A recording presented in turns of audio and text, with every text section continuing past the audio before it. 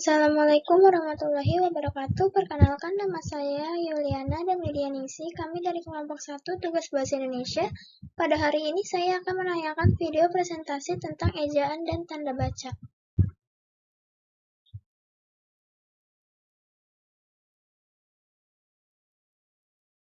Pengertian menurut KBBI, ejaan adalah kaidah-kaidah cara menggambarkan bunyi-bunyi, kata, kalimat, dan sebagainya dalam bentuk tulisan serta menggunakan tanda baca. Secara etimologis, definisi ejaan ini lebih menekankan pada segi hismorisnya, yakni dengan mempertahankan yang tidak direalisasikan dalam sistem bunyi suatu bahasa.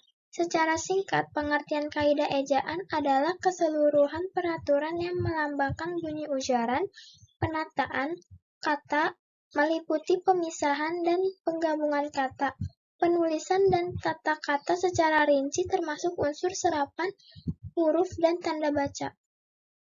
Fungsi dan tujuan ejaan. Terdapat dua fungsi ejaan. 1.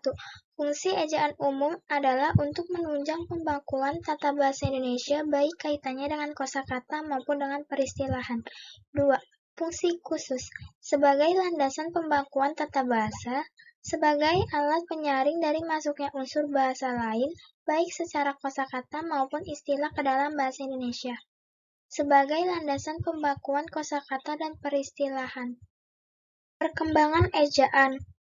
Ejaan Van Ophuijsen pada tahun 1901, ejaan Soewandi pada tahun 1947, ejaan Melindo pada tahun 1959,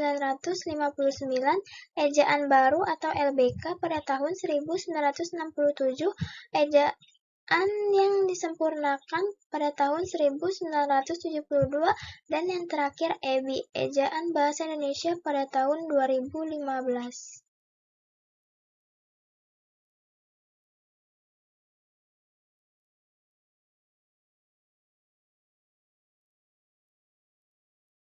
Ejaan Van Ophuijsen.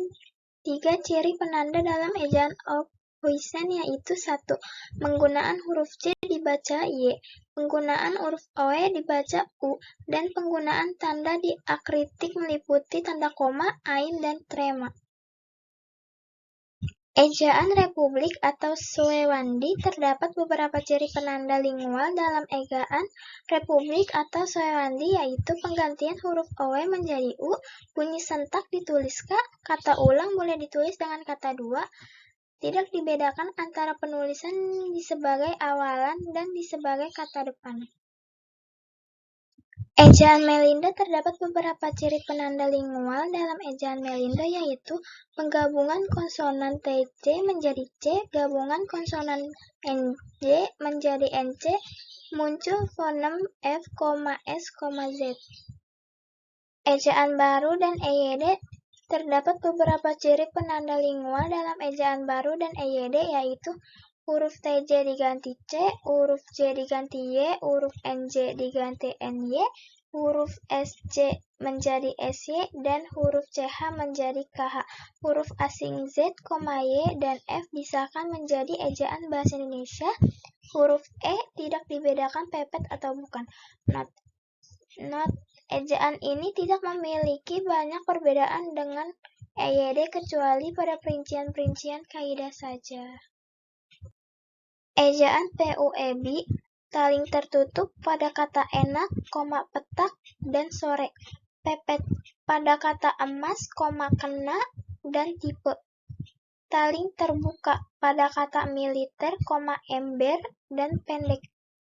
Tambahan diftong E ini muncul karena adanya kata yang telah diserap seperti kata survei, eigendom, dan geyser. Kapital juga digunakan untuk huruf awalan julukan. Contoh, Jenderal Kancil, Dewa Pedang, dan sebagainya. Aturan tambahan titik koma digunakan pada akhiran perincian yang berupa klausa dan digunakan untuk memisahkan bagian-bagian perinci dalam kalimat yang sudah digunakan tanda koma.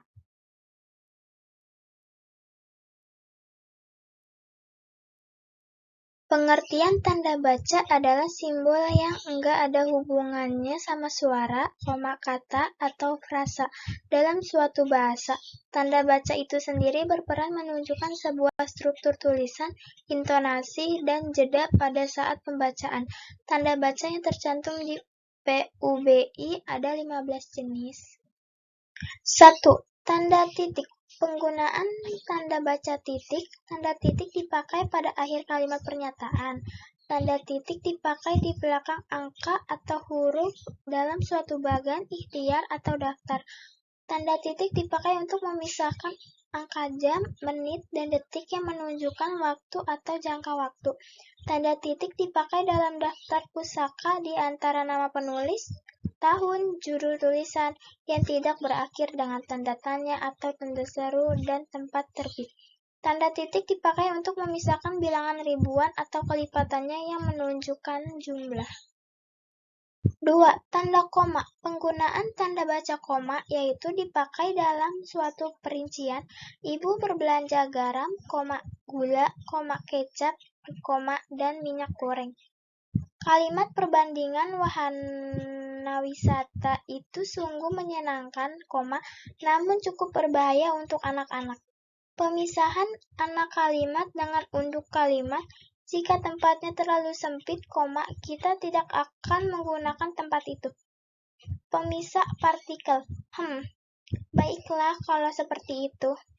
Kata penghubung antar kalimat. Baiklah kalau seperti itu. Identitas yang ditulis berurutan Jakarta, 11 Oktober 2022. Kalimat bertingkat. Kakak pertamaku, Tresno, adalah orang yang sangat kreatif. Penulisan gelar lebih besar, Mai Vita Ramadhani, SSMSSI. 3. Tanda seru. Penggunaan tanda baca seru yaitu satu kalimat perintah. Kalau kamu memerintah atau menyuruh kepada seseorang, maka berlaku penggunaan tanda seru di sini jika ucapannya dituliskan. Tanda seru ini dipakai baik perintah yang sifatnya keras maupun tidak. Contoh, tolong matikan lampu di ruang itu. Tanda seru. Kerjakan tugas ini sekarang juga. Tanda seru.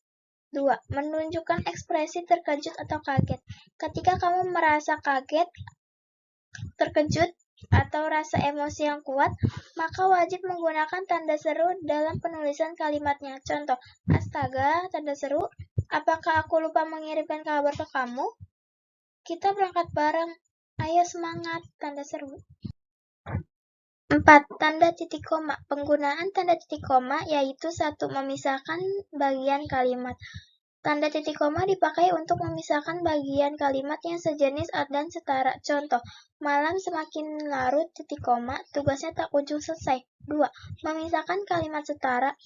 Tanda ini bisa dipakai sebagai pengganti kata hubung untuk memisahkan kalimat yang masih setara dalam kalimat majemuk. Contoh, ibu memasak di dapur, Nanda menonton TV di ruang tamu. 5. Tanda titik 2. 1. Di antara identitas penerbit, tanda titik 2 bisa dipakai di jilid atau nomor dan halaman, bab dan ayat dalam kitab suci, judul dan subjudul suatu karangan, serta nama kota dan penerbit buku dalam daftar pustaka. Contoh, karangan Regina Kayo, rahasia hidup, 2, kisah di kota hujan, sudah terbit. Abdullah, Fahri, 2020, 7 jurus itu melakukan negosiasi Purwokerto, penerbit Lampion. 2. Dalam teks drama setelah kata yang menunjukkan pelaku, tanda titik 2 dalam teks drama setelah kata yang menunjukkan pelaku dalam percakapan. Contoh, Hani, 2, menepuk pundak Ratu. Ratu, kaget. Kamu Hani. Kata elipsis. Penggunaan kata titik elipsis yaitu satu penggunaan kata yang terputus-putus. Tanda elipsis dengan cara titik spasi dalam penulisan kalimat yang terputus-putus. Contoh, aku juga tidak habis pikir dengan kejadian itu. 2. Menunjukkan ada bagian naskah yang dihilangkan. Tanda elipsis dipakai juga untuk menunjukkan keluar di sebuah kalimat pada bagian yang dihilangkan, contoh hal yang patut dihindari, serta menjadi masalah yang cukup besar dalam teknik pembuatan website.